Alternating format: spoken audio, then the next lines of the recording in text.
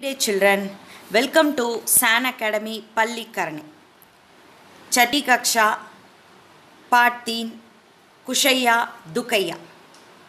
कुशैया दुकैया एक अद्भुत कहानी है। बच्चों, आज मैं आपको इस कहानी के अर्थ सुनाने वाली हूँ। एक पेड़ पर 2 चिड़ियाँ रहती थी। एक का नाम था कुशम कुशैया और दूसरी का नाम था दुकम दुकैया। कुशम कुशैया बहुत खुश रहती थी। उसे जो कुछ मिल जाता उसी से खुश होती थी।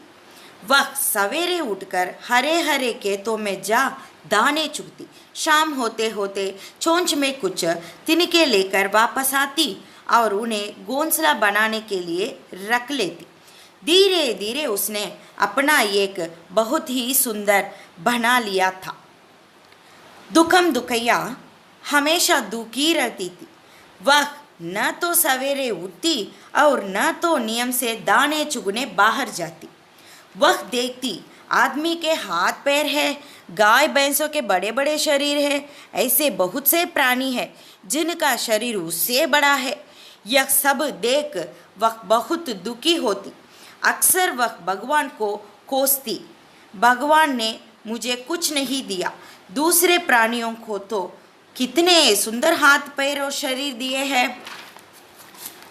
एक दिन जोर की आंधी आई।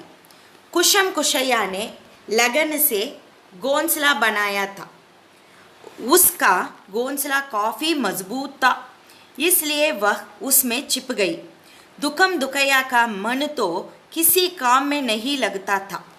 उसने जैसे तैसे अपना घोंसला बनाया था, इसीलिए आंधी के एक ही झोंके में उसका घोंसला उजड़ गया।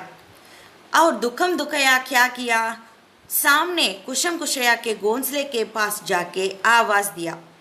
तब कुशम कुशैया उसे अपने घोंसले में ले आई। कुशम कुशैया उसे समझाते हुए बोली, भगवान ने जो मुझे दिया है वही तुम्हें भी दिया है। एक ही तरह के रंग, पंख, चोंच और टांगे, लेकिन तुम दूसरे प्राणियों के शरीर, हाथ पैर देकर दुखी होती रही और मैं अपने आप खुद से संतुष्ट रही। मन से घोंसला बनाया, इसीलिए मजबूत निकला। जबकि तुम दूसरों से ईर्ष्या करती रही, इसीलिए तुम्हारा घोंसला कमजोर पड़ा। दुकम को अपनी गलती का पछतावा हुआ। उसने तुरंत ठान लिया कि अब से जो कुछ भी मिलेगा उसी में खुश रहेगी। फिर तो वह पूरी लगन से घोंसला बनाने में जुट गई और दुकम दुकैया भी भगवान को धन्यवाद देते हुए बोली, हे भगवान, अच्छा किया जो कुछ देर की ही आंधी दिखाई, नहीं तो मैं अपने दुख का कारण ही नहीं समझ पाती और न तो ऐसा सुंदर घोंसला ही बनाती।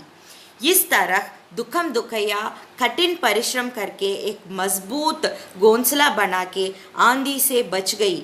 इस कहानी से हमें मालूम होता है कि हम पर निंदा करना मानकर हम हमारा परिश्रम से खड़े होना चाहिए। धन्यवाद।